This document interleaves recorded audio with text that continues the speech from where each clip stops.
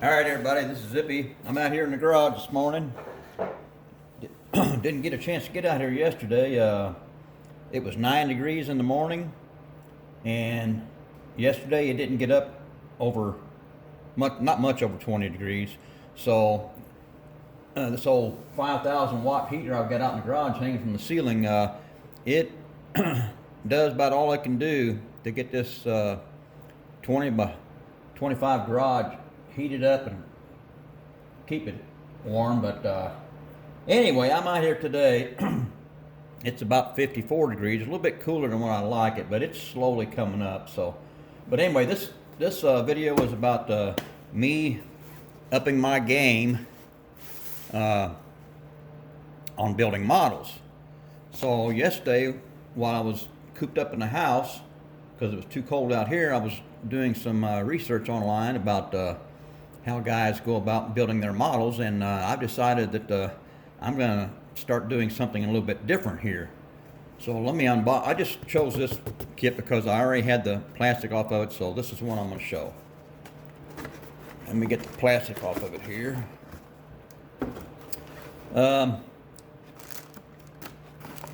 Normally what I do is when I open a model up,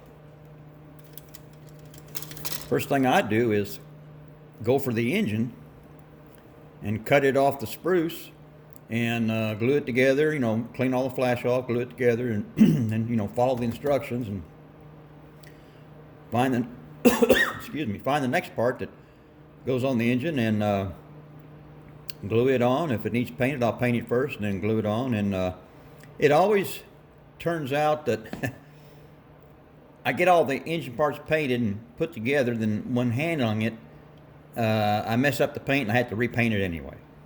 So as far as the engines, I think what I might do from now on is just put the engine together, no matter what the colors might be, get it all together, glued together in raw plastic, and then detail it out with my brush while it's together that way. See how that turns out. But anyway, the big thing that I'm changing, I'm going to try anyway, is pulling all the parts out of the box, cutting all the pieces off the tree here, and I'll have some plastic sandwich bags, and I'll put, for example, parts that get painted semi-gloss black. All those parts will go in a plastic bag. All the parts that get painted Chevy orange, like maybe for the engine or whatever, all those parts will go in a bag. Everything that gets silver or whatever, they're all going to go in separate bags. That way everything will be cut off the trees and in bags. One reason I'm going to do this is because especially I found this out on my 53 Ford Victoria I just finished last.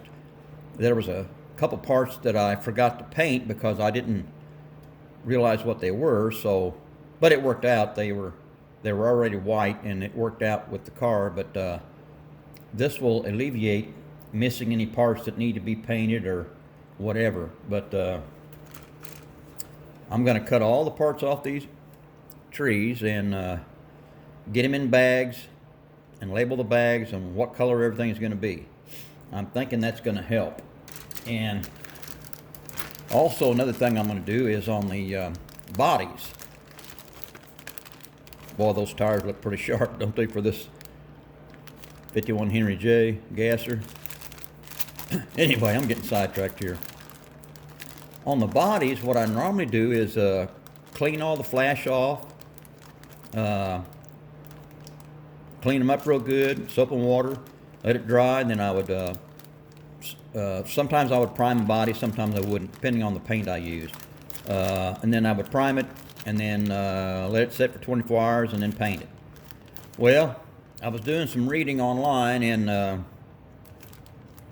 I think I'm going to try and clean the body up, get all the flash off, and then sand the whole body.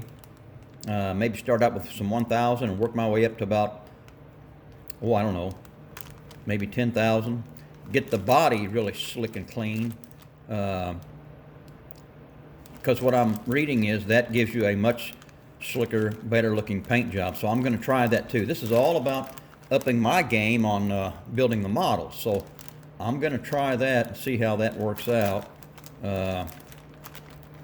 This will probably be my next model I build, but this won't be until until this cold weather breaks and spring starts coming through and we get some temperatures that are up in the 50s and 60s where I can get some decent painting done, get my airbrush out and, or rattle can or whatever it may be. But that's what I'm gonna try and do moving forward, trying to up my game and do a little bit better job, because I don't know about you guys, but for me, for the last few months, I think I've kind of got in a rut to where I've hit a wall.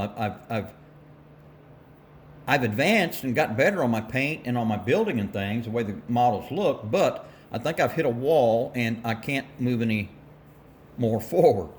I just keep doing the same thing over and over. So I want to stop doing that and try and do a little bit better job on paint color selections, as far as maybe, you know, the chrome on the engines, what to do with that, and